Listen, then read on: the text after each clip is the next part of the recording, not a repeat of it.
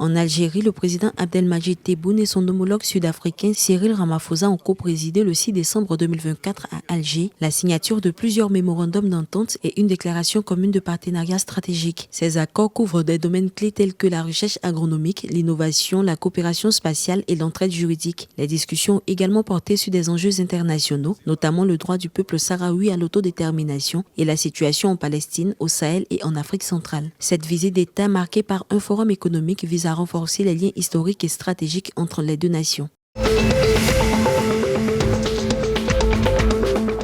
En Égypte, le ministre du Logement, Cherif El Cherbini, a exhorté à accélérer l'achèvement des projets de développement sur la côte nord-ouest, notamment à Sidi et Naïch, afin de transformer la région en une destination touristique de classe mondiale. Lors d'une tournée, il a insisté sur l'alignement des travaux sur les plans directeurs approuvés, incluant une exigence de 50% d'unités hôtelières dans les projets touristiques. À ce jour, 454 permis de construire ont été délivrés pour des projets en cours, avec une attention particulière portée au respect des délais et des réglementations.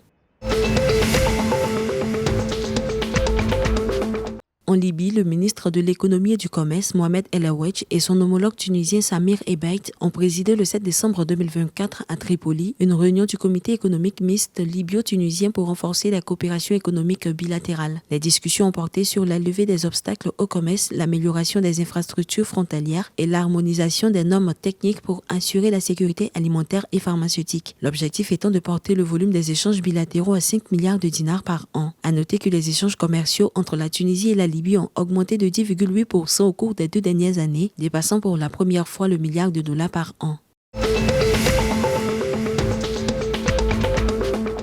En Tunisie, le 6 décembre 2024, le ministère des Affaires étrangères a annoncé l'adhésion officielle du pays à l'Alliance mondiale contre la faim et la pauvreté lancée lors du sommet du G20 à Rio de Janeiro par le président brésilien Luiz Inácio Lula da Silva. Cette démarche, conforme à la vision du président Kais Saied, vise à bâtir une humanité basée sur la justice et la solidarité. L'Alliance, composée de 148 membres fondateurs, œuvre pour éradiquer la sous-alimentation et promouvoir des stratégies durables en faveur des communautés vulnérables.